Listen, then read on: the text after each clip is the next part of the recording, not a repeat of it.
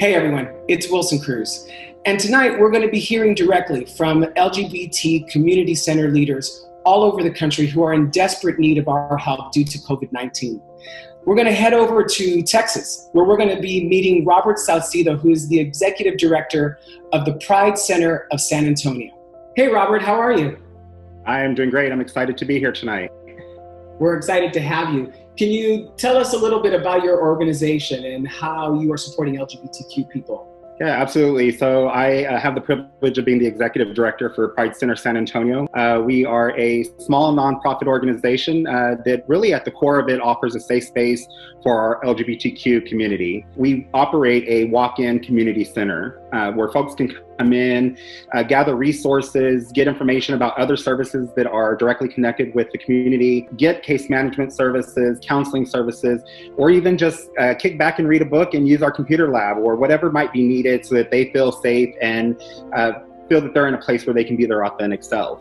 I wanted to talk a little bit specifically about how this pandemic is affecting LGBTQ youth and how it's putting them more at risk. Yeah, so what we're seeing is that oftentimes they're not out to their families. Talking about our youth as young as, 12 years old that we've heard from, as and then younger adults as well, who really can't be their authentic self at home. The other thing that we're encountering quite a bit with our community, especially our transgender community, our Black and African American community, and our Latinx communities, is issues of homelessness. Mm-hmm. People who either were living in dorms because they were at the university and can't go back home because they're not accepted for who they are now finding themselves homeless.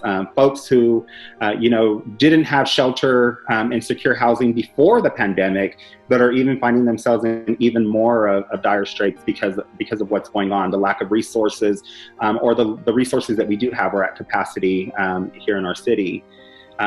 So for the most part, I can say that a lot of folks are experiencing issues of being unsafe, not being able to be authentic, and really not knowing kind of what the next step is for them in terms of, how long is this pandemic going to last? How long are they going to be sheltered in place with people who don't accept them?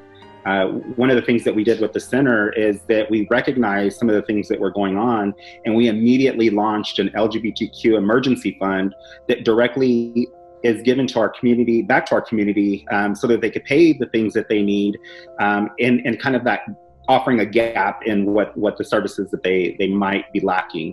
Right. Again, rent and food and things like that. With our particular center, we are largely funded by community members from donations. They're $5, $10, $20 a month donations. And people unfortunately don't have that right now. So, we've seen donations drop off. But what we've seen as well is that when we launched our emergency fund, specifically for COVID-related issues, we saw our community step up. Our community is so resilient that, even if it was $5 or $10, they gave what they could because they know that other people might be in worse off situations than they are.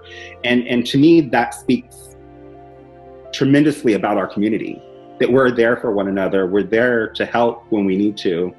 We rally together and be that resilient individual and resilient group and resilient everything that we know that history has shown us that our trans brothers and sisters, our trans siblings, and our LGBTQ as a whole folks are just resilient, and we're stepping into that during this pandemic.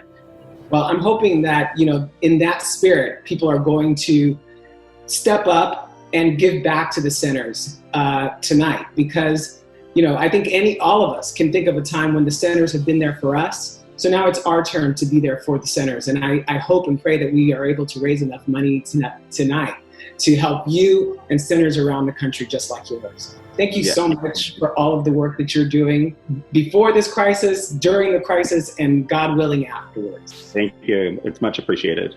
Gracias, Robert.